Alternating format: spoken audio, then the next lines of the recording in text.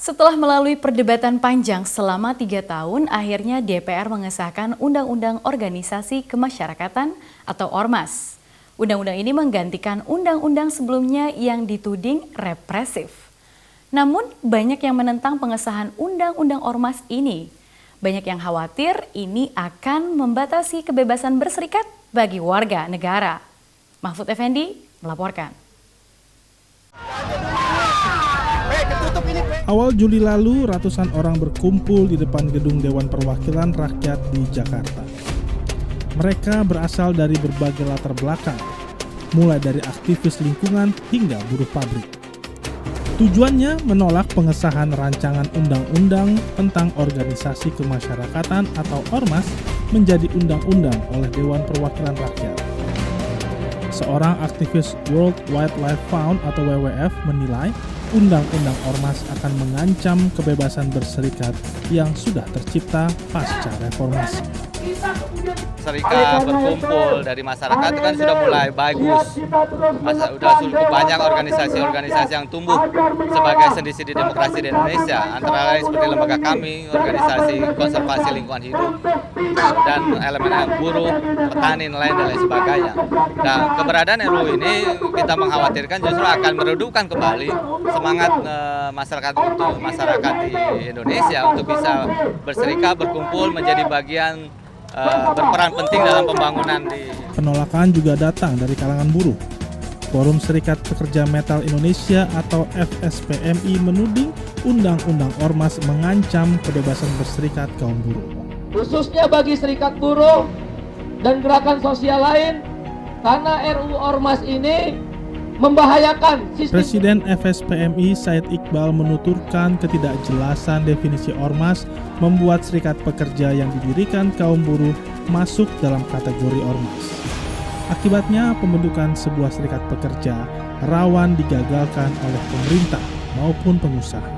Pencatatan atau pendirian serikat pekerja itu harus mendapatkan izin daripada pemerintah, Kemendagri. Padahal dalam Undang-Undang Nomor 21 Tahun 2000 itu sudah jelas, cukup mencatatkan ke Dinas Tenaga Kerja setempat, maka serikat pekerja bisa menjalankan fungsi dan perannya.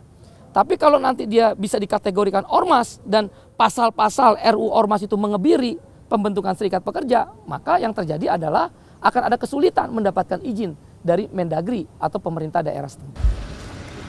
Tidak hanya menghalang-halangi pembentukan serikat pekerja, undang-undang baru tersebut juga dinilai memberangus serikat pekerja yang sudah ada. Dalam pasal-pasal RUU Ormas itu kan, Mendagri atau pemerintah daerah bisa membubarkan, bisa membekukan daripada Ormas. Nah, berarti serikat buruh dan serikat pekerja bisa dibubarkan, bisa dibekukan. Undang-undang tentang organisasi kemasyarakatan bukan hal baru dalam konstitusi Indonesia. Sebelumnya telah ada Undang-Undang Nomor 8 Tahun 85 yang mengatur tentang organisasi masyarakat. Namun Undang-Undang Warisan Orde Baru itu dituding represif.